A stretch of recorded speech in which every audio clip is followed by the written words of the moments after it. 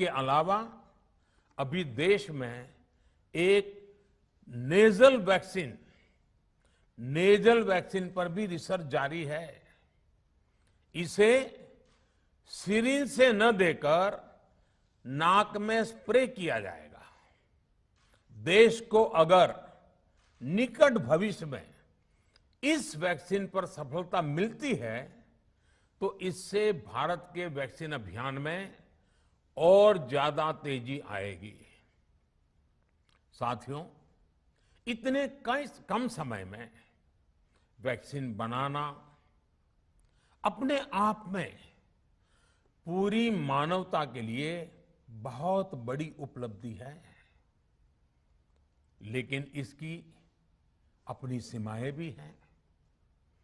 Vaccine बनने के बाद भी दुनिया के बहुत कम देशों में वैक्सीनेशन प्रारंभ हुआ और ज्यादातर समृद्ध देशों में ही शुरू हुआ।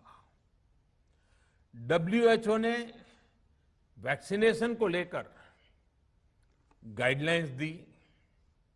वैज्ञानिकों ने वैक्सीनेशन की रूपरेखा रखी और भारत ने भी जो अन्य देशों की बेस्ट प्रैक्टिसेस थी, विश्व स्वास्थ्य संगठन WHO के मानक थे, उसी आधार पर चरणबद्ध तरीके से वैक्सीनेशन करना तय किया।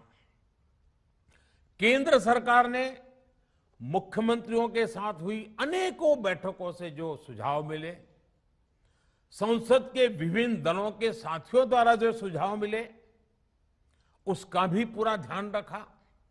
इसके बाद ही ये तय हुआ कि जिन्हें कोरोना से ज्यादा खतरा है उन्हें प्राथमिकता दी जाएगी। इसलिए ही हेल्थ वर्कर्स, फ्रंटलाइन वर्कर्स, 60 वर्ष की आयु से ज्यादा के नागरिक, बीमारियों से ग्रसित 45 वर्ष से ज्यादा आयु के नागरिक, इन सभी को वैक्सीन पहले लगनी शुरू हुई है।